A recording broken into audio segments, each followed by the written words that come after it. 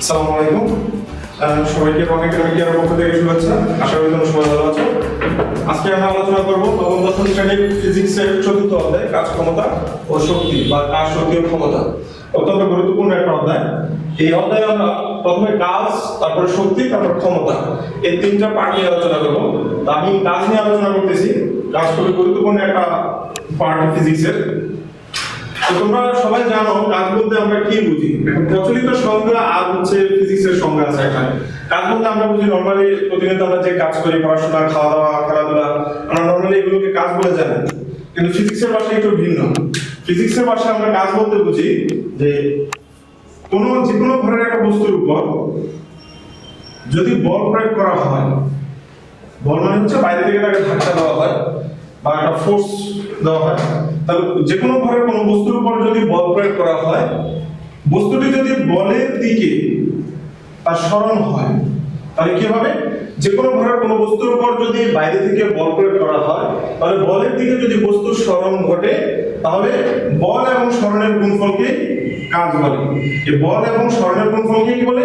কাজ বলে। কাজকে আমরা ডাব্লিউ দ্বারা প্রকাশ করি, কারণ কাজ ইংরেজি হচ্ছে ওয়ার্ক। আচ্ছা, তাহলে আমি সংজ্ঞাটা আবার বলি। সংজ্ঞাটা কিন্তু আমরা এই ম্যাথমেটিক্যাল টার্ম থেকে দিতে পারবো। কি বললাম আমি? কোন বস্তুর উপর বল প্রয়োগ করলে বলের দিকে বস্তুর সরণ ঘটলে বল এবং সরণের গুণফলকে কাজ বলে। অর্থাৎ এক কথা হচ্ছে বল এবং সরণের গুণফলকে কাজ বলে। বস্তুটি বলের দিকে তার সরণ হতে হবে। আচ্ছা, তাহলে কাজের সংজ্ঞাটা আমরা জানলাম। এখন এই কাজ আমরা পরিমাপ করব কিভাবে? আমরা জানি ফিজিক্সের একটা গুরুত্বপূর্ণ পার্ট হচ্ছে একক, কারণ একক দিয়ে বিভিন্ন রাশি পরিমাপ করা হয়। তো এখন আমরা কাজ কিভাবে পরিমাপ করব? যে কোনো যন্ত্র বা কেউ কতটুকু কাজ করলো, এটা আমরা কিভাবে পরিমাপ করব সেটা নির্ণয় করব। তাহলে দেখো, এখন কাজ পরিমাপ করার জন্য আমরা যে একক, সেটা হচ্ছে এখানে দেখো আমার এখানে দুটো রাশির গুণফল দেওয়া আছে। একটা হচ্ছে বল আর একটা হচ্ছে সরণ। সরণ মানে হচ্ছে নির্দিষ্ট দিকে দূরত্ব। তাহলে এই বলের একক কি? বলের একক হচ্ছে নিউটন, আর সরণের একক হচ্ছে মিটার। তাহলে এই নিউটন মিটার এটি হচ্ছে কাজের একক। এটাকে সংক্ষেপে বলা হয় জুল। অর্থাৎ বিজ্ঞানী জুল এই কাজ সম্পর্কিত তিনি আলোচনা করছেন, এজন্য তার নামের অনুসারে এটা একক নাম হচ্ছে জুল। তাহলে কাজের একক আমরা পেয়ে গেলাম কি? জুল। অর্থাৎ কাজকে পরিমাপ করব আমরা জুল দিয়ে। এখন আমি যদি প্রশ্ন করি যে 1 জুল কাকে বলে, এটার আনসারটা কি হবে? 1 জুল কাকে বলে? অর্থাৎ 1 জুল কতটুকু? আমি কিভাবে বুঝবো যে 1 জুল কাজ কতটুকু হলে সেটাকে আমি, বা কি পরিমাণ কাজ, কতটুকু কাজ হলে সেটাকে আমি 1 জুল বলতে পারবো? তাহলে এই সংজ্ঞাটা আমরা কিভাবে দেব? কারণ জুল আসছে কোথা থেকে? এই যে নিউটন মিটার থেকে। নিউটন মিটার কোথা থেকে আসছে? কাজের যে আমরা সংজ্ঞাটা পেলাম সেখান থেকে আসছে। বলের একক নিউটন আর সরণের একক মিটার। তাহলে আমি এই 1 জুল কাকে বলে সংজ্ঞাটা এইভাবে দিতে পারি যে কোন বস্তুর উপর 1 নিউটন বল প্রয়োগ করলে বস্তুটি যদি 1 মিটার সরণ ঘটে, তাহলে কি বললাম? কোন বস্তুতে 1 নিউটন বল প্রয়োগ করলে, কোন বস্তুতে বা কোন বস্তুর উপর 1 নিউটন বল প্রয়োগ করলে বস্তুটি 1 মিটার সরণ হলে যে কাজ হয় তাই 1 জুল। 1 জুল। তাহলে 1 জুল কতটুকু?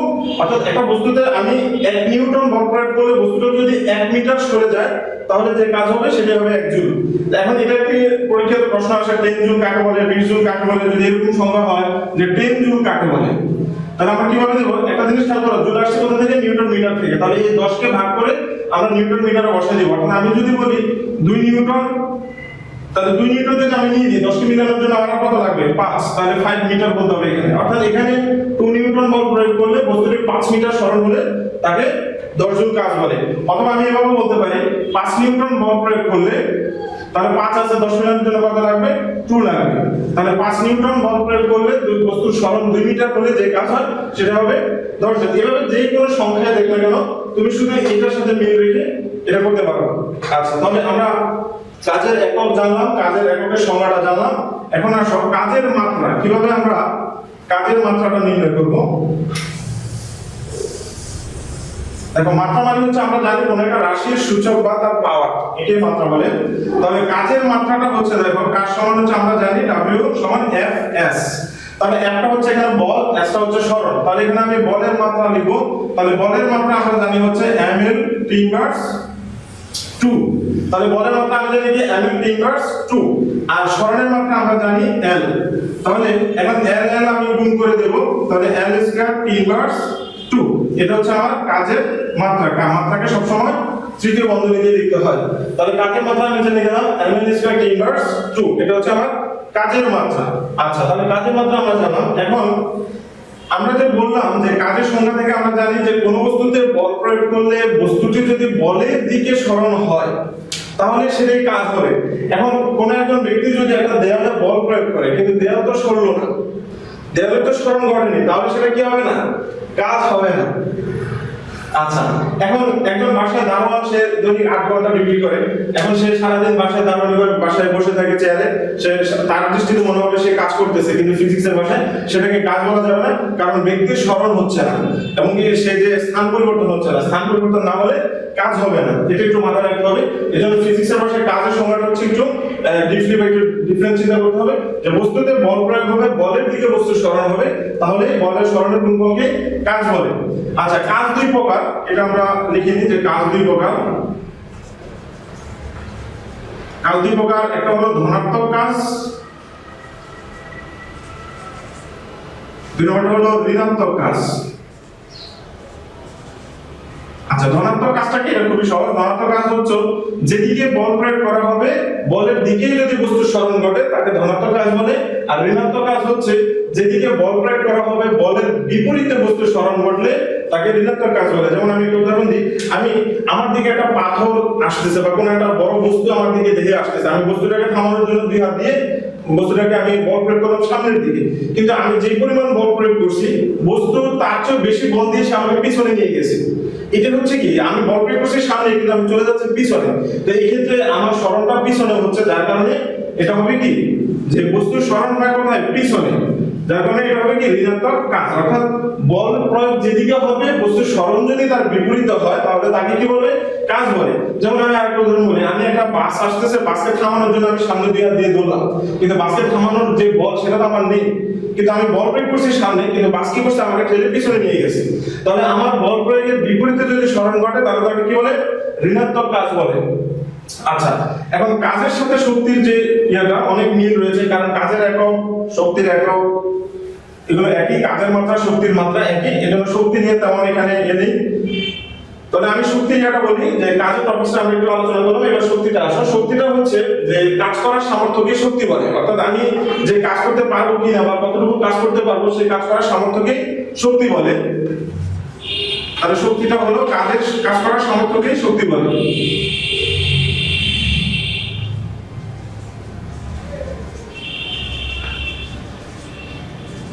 আচ্ছা, এখন এখানে দেখো কাজ করার সামর্থ্যকে শক্তি বলে।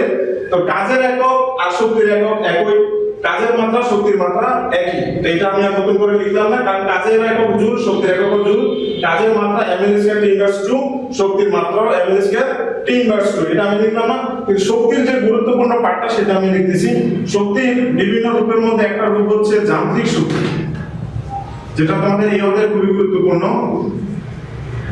যান্ত্রিক শক্তি, তাহলে শক্তির বিভিন্ন রূপের মধ্যে একটা রূপ হচ্ছে যান্ত্রিক শক্তি। আমরা জানি শক্তির বিভিন্ন রূপ কি কি?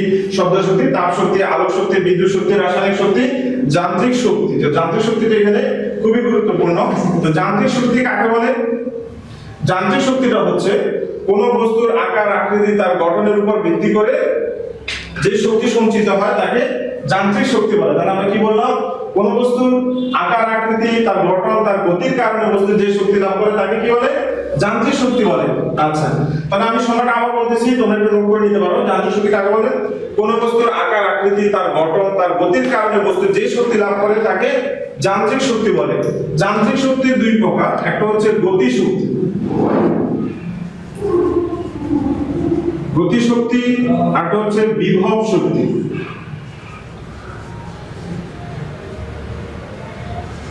গতিশক্তিকে বলা হয় কাইনেটিক এনার্জি, এটাকে ইকে দ্বারা প্রকাশ করা হয়, এটাকে ইপি দ্বারা প্রকাশ করা হয়। ইকে মানে হলো কাইনেটিক এনার্জি আর ইপি মানে হলো পটেনশিয়াল এনার্জি অর্থাৎ বিভব শক্তি। তাহলে যান্ত্রিক শক্তিকে আমরা ভাঙলে দুইটা পাই, এগুলো গতি শক্তি আর হলো বিভব শক্তি। এখন গতি শক্তি আর বিভব শক্তি নিয়ে আমাদের এখানে একটু ডিপলি স্টাডি করতে হবে। গতি শক্তিটা কি? গতি শক্তি হচ্ছে কোন বস্তু গতির কারণে যে শক্তি লাভ করে তাকে গতি শক্তি বলে। অর্থাৎ একটা বস্তু যখন স্থির থাকে তার যে পরিমাণ শক্তি, আর ওই বস্তুটা যদি গতিশীল হয় তার তখন শক্তিটা কি হয়, আরো বেশি হয়। তো বস্তু গতির কারণে যে শক্তি লাভ করবে তাকে গতি শক্তি বলা হয়। তাহলে তোমরা এটা দেখো যে যান্ত্রিক শক্তি দুই প্রকার, গতি শক্তি, বিভব শক্তি। এখন গতি শক্তি কাকে বলে? গতি শক্তি হচ্ছে কোন বস্তু গতির কারণে যে শক্তি লাভ করে তাকে গতি শক্তি বলে। তাহলে গতি শক্তি কাকে বলে? কোন বস্তু গতির কারণে যে শক্তি লাভ করে তাকে গতি শক্তি বলে। এখন একটা বস্তু যখন গতিশীল থাকে, কোন বস্তু কম গতিশীল, কোন বস্তু বেশি গতিশীল, বা একটা বস্তু গতি বাড়তে পারে কমতে পারে, এটার উপরে ডিপেন্ড করে গতি শক্তি আমরা কিভাবে নির্ণয় করব। তো সেই ক্ষেত্রে গতি শক্তি পরিমাপ করার জন্য আমাদেরকে প্রমাণ করতে হবে যে ইকে সমান হাফ mv স্কয়ার। এটা প্রমাণ করতে হবে। এটা পরীক্ষায় 6 নম্বরের মধ্যে অনুধাবনমূলক প্রশ্ন আসতে পারে যে প্রমাণ করো ইকে সমান হাফ mv স্কয়ার, অথবা দেখাও যে কোন বস্তুর গতি শক্তি বস্তুর ভরবেগের পরিবর্তনে বস্তুর বেগের বর্গের সমানুপাতিক। দেখাও যে কোন বস্তুর গতি শক্তি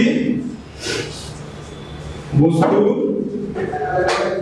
বেগের বর্গের সমানুপাতিক। এটা এইভাবে আসতে পারে যে প্রমাণ করো ইকে সমান হাফ mv স্কয়ার, অথবা দেখাও যে কোন বস্তুর গতি শক্তি বস্তুর বেগের বর্গের সমানুপাতিক। এখন এটা আমরা কিভাবে দেখাবো? দেখো একটা বস্তু এর বল প্রয়োগ করলে বস্তুটির, এই যে এই প্রশ্নটা আমি ঠিক যেভাবে লিখতেছি এভাবে দেখো। এটা প্রশ্ন দুইভাবে আসতে পারে। প্রমাণ করে ইকে সমান হাফ mv স্কয়ার, অথবা দেখাও যে কোন বস্তুর গতি শক্তি বস্তুর বেগের বর্গের সমানুপাতিক। এটা অনুধাবনমূলক প্রশ্ন এসে থাকে। তাহলে আমরা লিখব ধরি m ভরের একটা বস্তুতে এই বল প্রয়োগ করলে বস্তুটি s মিটার সরণ হয়। s মিটার সরণ হয়। এখন একটা বস্তুতে আমি বল প্রয়োগ করলাম, বস্তুটি সরে গেল, তাহলে এখানে কাজের পরিমাণ কতটুকু? তাহলে এখানে কৃত কাজ কতটুকু হবে? কৃত কাজ W সমান হবে কি Fs, কারণ কাজের সংজ্ঞা থেকে আমরা কি জানি? বল এবং সরণের গুণফলকে কাজ বলে। এটা আমরা প্রথমেই কাজের সংজ্ঞা থেকে জেনে আসছি যে কোন বস্তুর উপর বল প্রয়োগ করলে বস্তুটি যদি বলের দিকে s মিটার সরণ হয়, মানে s দূরত্ব অতিক্রম করে, তাহলে সেই বল আর সরণের গুণফলকে কাজ বলে। তাহলে এখানে কৃত কাজ আমরা পেলাম W সমান Fs। এখন আমরা F কে বানালে কি পাই? MAS। এখানে F এর একটা সূত্র থেকে আমরা জানি যে F সমান হচ্ছে MAS। আচ্ছা, এটা আমরা জানলাম। এবার এখানে দেখো, যেহেতু এটা কৃত কাজ, আমরা m ধরনের একটা বস্তুতে এই বল প্রয়োগ করার কারণে বস্তুটি কি হলো? গতিশীল হলো। তাহলে ওই গতিশীল বস্তুর আমরা গতি শক্তি নির্ণয় করব। তাহলে সেই ক্ষেত্রে আমরা এখানে লিখব যে বস্তুর গতি শক্তি E কে সমান MAS। আচ্ছা, MAS পর্যন্ত আমরা লিখলাম।